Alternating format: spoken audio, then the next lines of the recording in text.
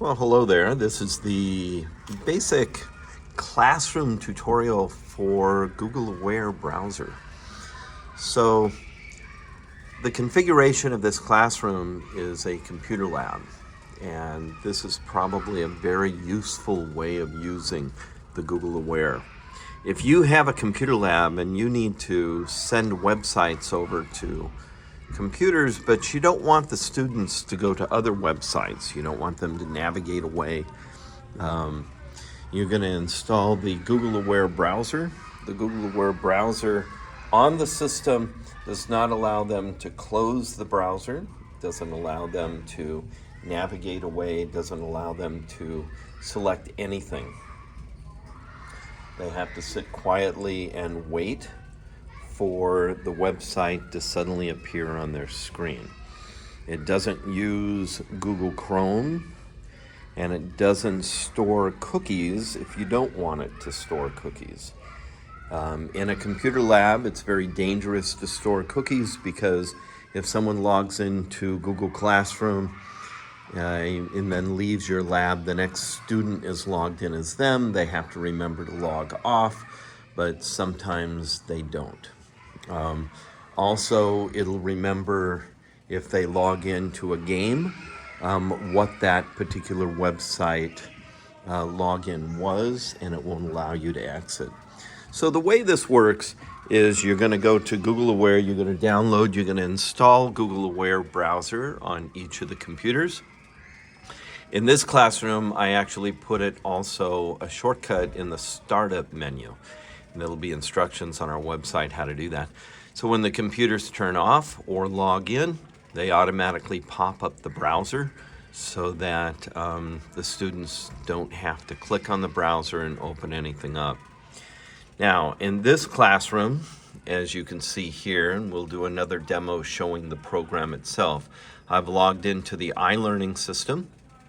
The other way that you can do it is you go to GoogleAware, and there's a link there where you can log into computer control and enter your email and password. It knows what school you're connected to and automatically creates an account for you.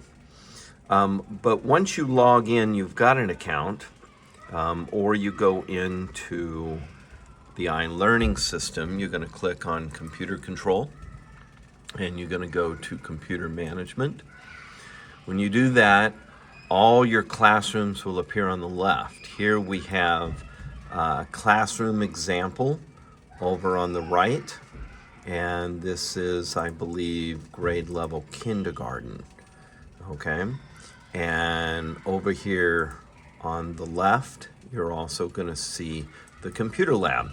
So computer lab, which is basically all grades, and I didn't set that up properly.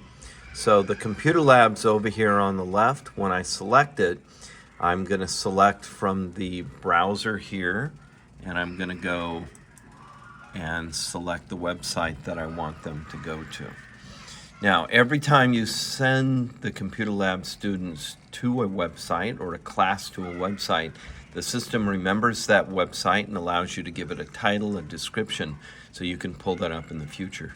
If I wanted the kids to go to Google Classroom, I'm going to select Google Classroom. I'm going to turn off the checkbox that says Lock All Systems, and I'm going to save and send to the computers. Within about 15 seconds, you'll see that each of the computers are going to slowly start opening up to the Google Classroom login.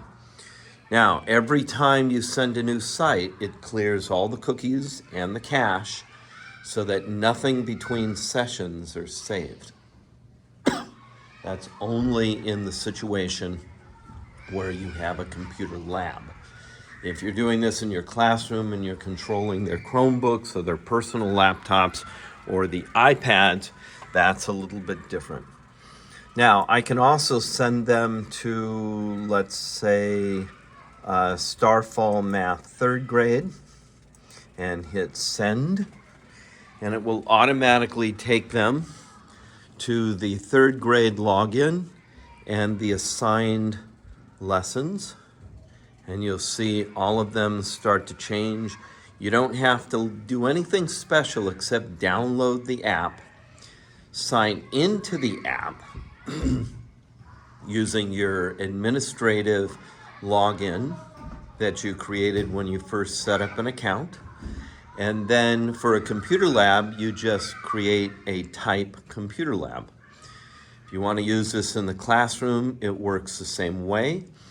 You have complete control of the students' computers. You can send it from your smartboard. You can also pull up this app using your phone or an iPad or anything.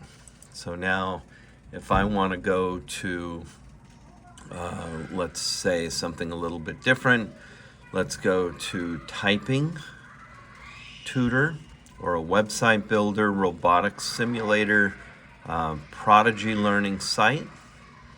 I'm going to go select that, and slowly you'll see that these computers start clicking over to Prodigy, and then when the session's over, then you click the checkbox that says lock session. So let's come back over here, and when the class is over, I'm going to click save and send to the computers. And slowly each of the computers will start to go to the log off screen. And there's the log off screen. We'll be back soon. You can also be a little clever. You can create an image and save it to your Google Drive.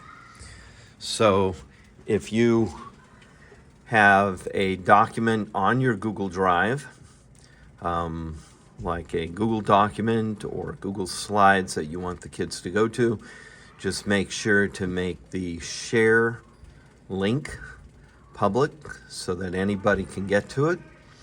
And then you want to add that as one of your website's URLs.